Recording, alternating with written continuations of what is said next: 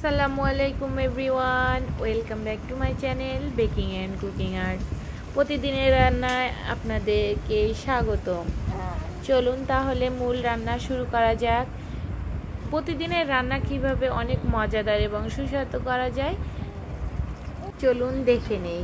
প্রথমে আমরা কড়াইতে পর্যাপ্ত পরিমাণে তেল দিয়ে দিয়েছি, তারপর এখানে পেঁয়াজ কুচি দিয়ে দিয়েছি এবং কাঁচামরিচ দিয়ে দিয়েছি।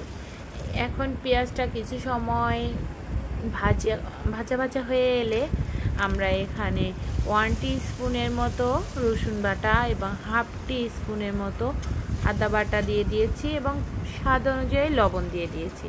এখন মশলাটাকে প্রপারলি কষায় নিতে হবে।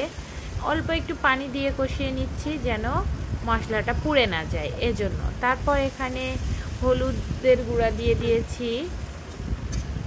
তারপর মশলাটাকে প্রপারলি কষানো হয়ে গেলে, মশলাটার কাঁচা গন্ধ চলে গেলে আমরা এখানে চিংড়ি মাছ অ্যাড করে দিব।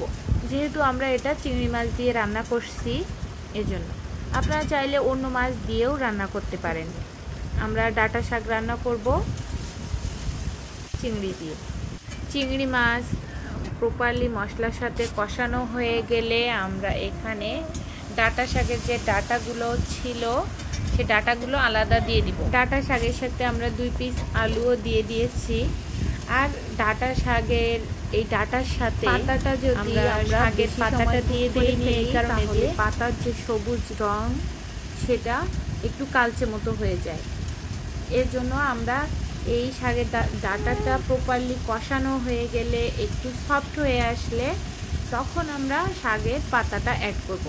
আপনারা চাইলে কেউ শাকের পাতাটা আলাদাও রান্না করে খেতে পারেন, আবার না চাইলে এভাবেও রান্না করে খেতে পারেন। আমরা এর সাথে শাকের পাতাটাও দিয়ে দিব, কিন্তু ডাঁটাটা প্রপারলি একটু কুক হয়ে যাওয়ার পরে 70% কুক হয়ে যাওয়ার পরে আমরা পাতাটা অ্যাড করব। তাহলে পাতার যে একটা সবুজ রং সেটা বজায় থাকবে।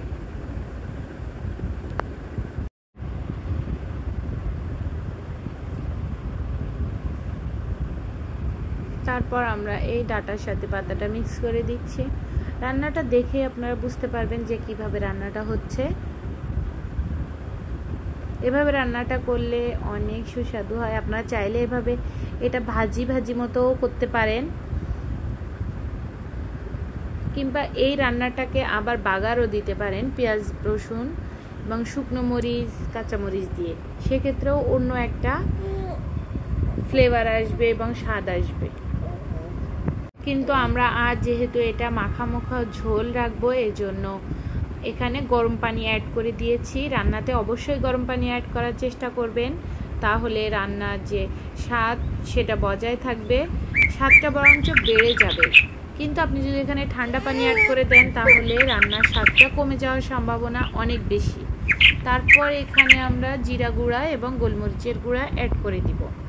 তারপর যখন ঝোলটা একটু কমে আসবে, গা মাখা হয়ে আসবে, তখন আমরা চুলার জালটা বন্ধ করে দিব।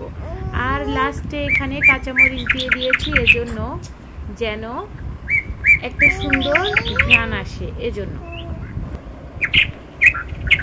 আমাদের রান্নাটা হয়ে গিয়েছে। এরকম নিত্য নতুন রেসিপি এছাড়া প্রতিদিনের রান্নার রেসিপি দেখতে অবশ্যই চ্যানেলটির সাথে থাকবেন, সাবস্ক্রাইব করবেন।